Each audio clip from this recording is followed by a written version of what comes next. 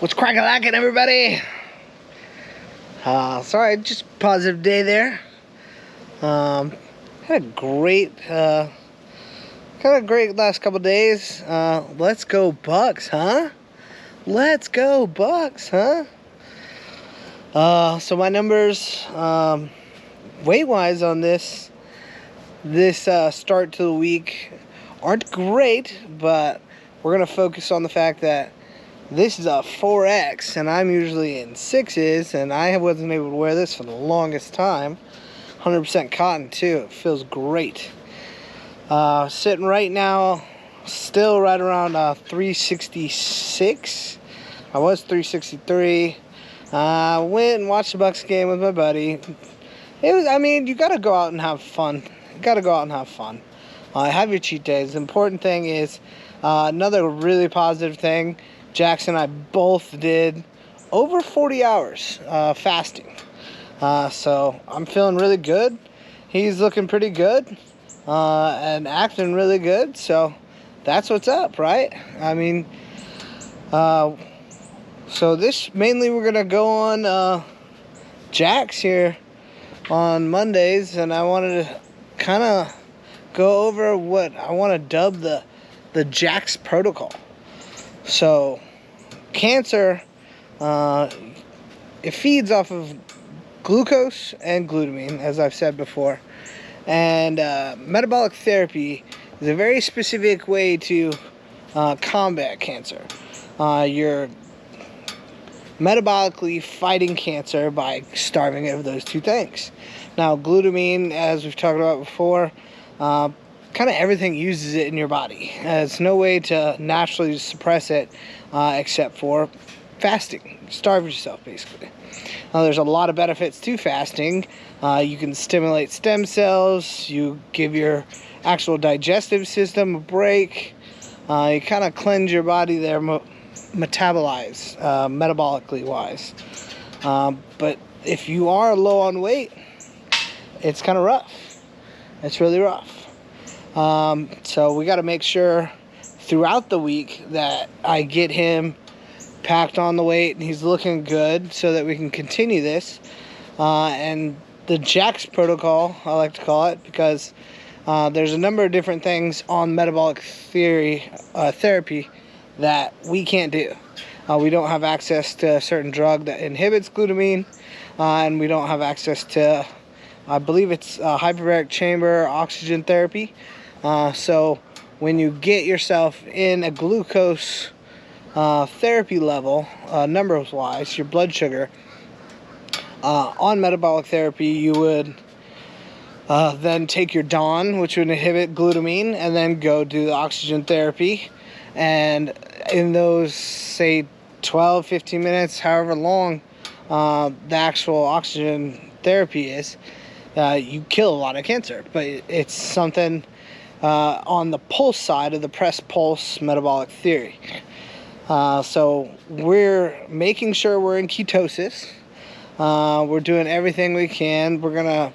I'm gonna probably start actually testing his blood levels. I've been making sure diet-wise, he is getting basically zero carbs. There are small, minute amounts of carbs in eggs. And that's also what we've gotten done this past week and weekend.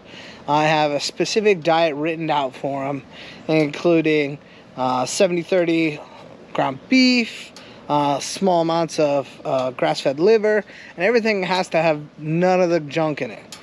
None of the stuff that in the first place might have caused cell damage, carcinogens, nitrates, preservatives, anything that would cause cell death that could cause the cancer. You have to take it out.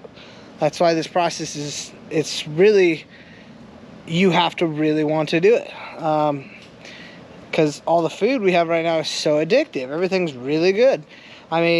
You'd be surprised how many people you could just kind of tell, hey, if you just don't eat this, you could probably not get sick, not get cancer.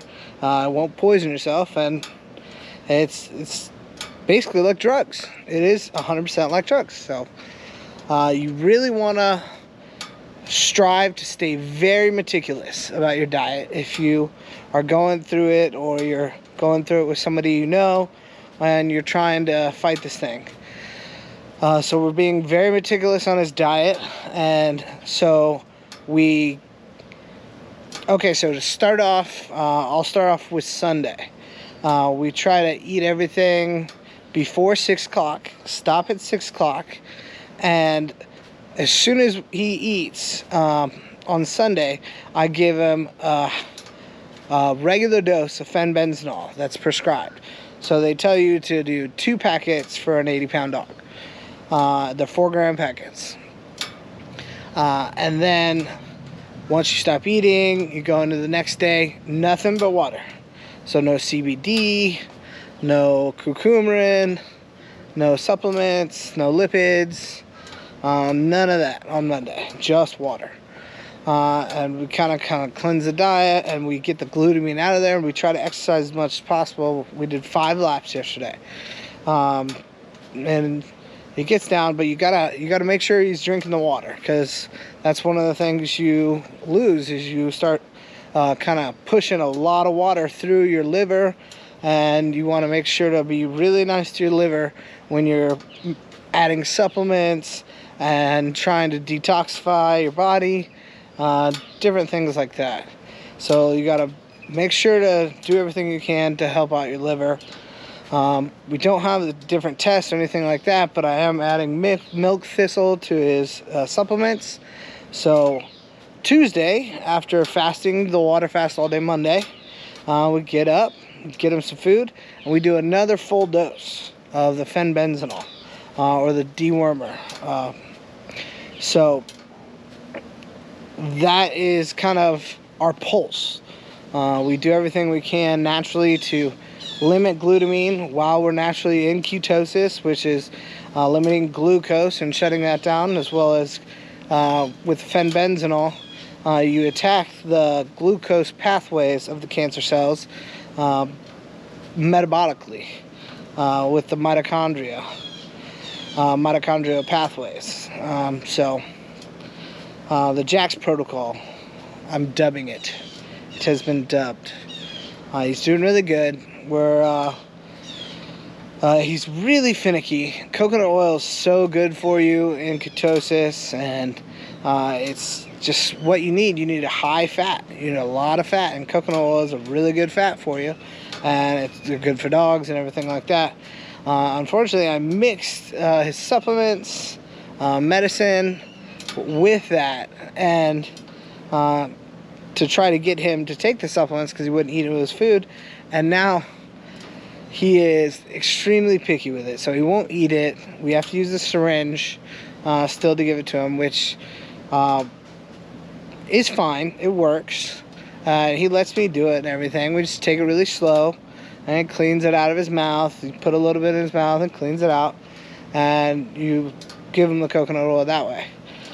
So we're limiting our protein and trying to cut out carbs altogether. But like I said, I think liver actually has some carbs in it, as well as eggs. So really good Monday, really good Tuesday. And on my end, I have stuck to my fast, like I said, on Monday. And as of today, I'm not going right back to carnivore completely. What I'm doing is eating up until 12. So 12 noon on, no food. We'll try to get everything back to normal, and then we'll go ahead and start kicking more butt. And I'm looking more and more into longer fasts. The benefits of longer fasts are really good. A lot of good health benefits. So as long as you can kind of buckle down and understand that food is a fuel, not something you do on an everyday basis. We came from hunter-gatherers, so whether you were picking nuts out of trees or berries out of bushes or going out there and trying to get you a big old buck, that's where we came from. Hope everybody's week goes great, and you guys are having a fun time, just kind of like us. Yeah, we're gonna get some exercise in. We're staying extremely positive, doing everything we can, and wish the best for all of you. Go Bucks, and have a great week. Peace.